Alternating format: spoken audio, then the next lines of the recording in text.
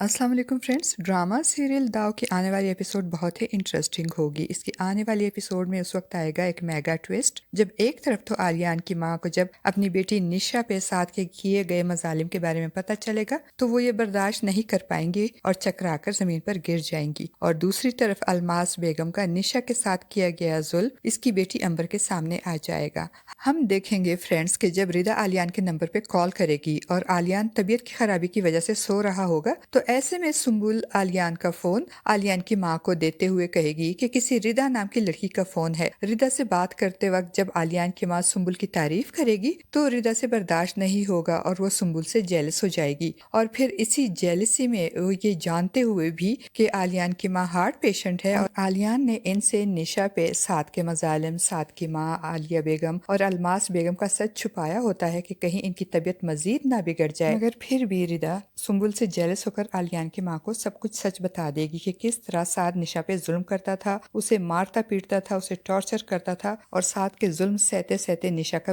Nervous breakdown हो गया और इसी नर्वस ब्रेकडाउन की वजह से निशा की मौत हो गई। और निशा के मरने के बाद साद और इसकी माँ मुल्क छोड़कर फरार हो गए और आलियान ने सुम्बुल से शादी सिर्फ और सिर्फ अलमास बेगम से निशा का बदला लेने के लिए की है, क्योंकि अलमास बेगम साद के बारे में सब कुछ जानती थी और जानबूझकर इसने निशा की शादी साद से करवा दी, क्योंकि साद की माँ आलिया बेगम अलमास बेगम की दोस्त थी। और अपनी प्यारी बेटी निशा के बारे में ये सब कुछ जानकर आलिया की माँ पे तो गम के पहाड़ टूट पड़ेंगे और उनका तो कलेजा ही फट जाएगा। वो डूबते हुए दिल और चकराते हुए दिमाग के साथ निशा के कमरे में जाएंगी और निशा की तस्वीर को सीने से लगाकर चीख चीख के रोएंगी और फिर शिद्दत गम से रोते हुए चकराकर जमीन पर गिर जाएंगी और बेहोश हो जाएंगी। और हो सकता है फ्रेंड्स कि अपनी बेटी के गम और बेबसी की जवान मौत पे अब इनका दिल धड़कने से ही इनकार कर दे और इनके दिल की धड़कन रुक जाए और इनकी मौत वाकया हो जाए। और अगर ऐसे में इनकी मौत वाकया हो गई तो इनकी मौत की जिम्मेदार सिर्फ और सिर्फ रिदा ही होगी। और जिस वक्त आलियान की माँ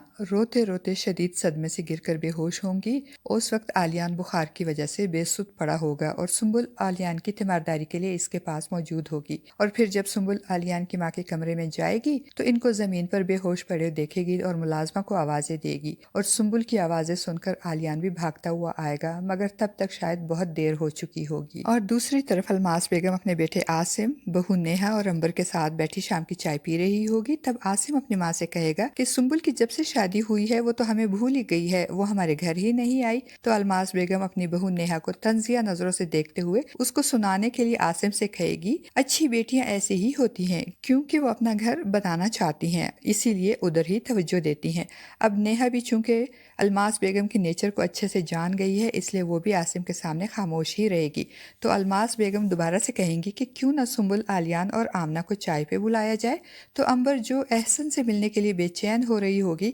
जल्दी से अपनी खिदमत पेश करते हुए कहेगी, ठीक है, मैं जल्दी से बाजार से जाकर कुछ खाने पीने की चीज़ें लेकर आ जाऊंगी। तो अलमास बेगम कहेंगी कि सुम्बुल और आमना के लिए तो तुम ले आओगी, मगर आलियान के टेस्ट का तो तुमको पता ही नहीं, इसके लिए तुम कैसे लाओगी। तो अंबर जो घर से बाहर जाने का बहाना ढूंढ रही होगी, जल्दी से कहेगी कि मैं इनके लिए भी कुछ ले ही आऊँगी। मगर जब आसिम नेहा को भी साथ ले जाने के लिए कहेगा तो अंबर का मुंह बन जाएगा और ऐन उसी वक्त नेहा को वॉमिटिंग फील होगी और वो जल्दी से उठकर वहाँ से बाहर चली जाएगी, जिस पे अंबर शुक्र करेगी कि अब उसे नेहा के साथ नहीं जाना पड़ेगा और वो आराम से एहसन से मिलकर वापस आ जाएगी। नेहा की अचानक वॉमिटिंग की वजह से आसिम बहुत परेशान हो जाएगा, मगर अलमास बेगम खुश होंगी कि शायद वो दादी बनने वाली हैं। वो जल्दी से नेहा को डॉक्टर के पास लेकर जाएंगी, मगर जब डॉक्टर इनको गुड न्यूज़ के बजाय फूड पॉइजनिंग का बताएंगी तो अलमास बेगम का मूड ख़राब हो जाएगा और वो डॉक्टर से वापसी पे नेहा को 1 महीने की मोहलत देते हुए कहेगी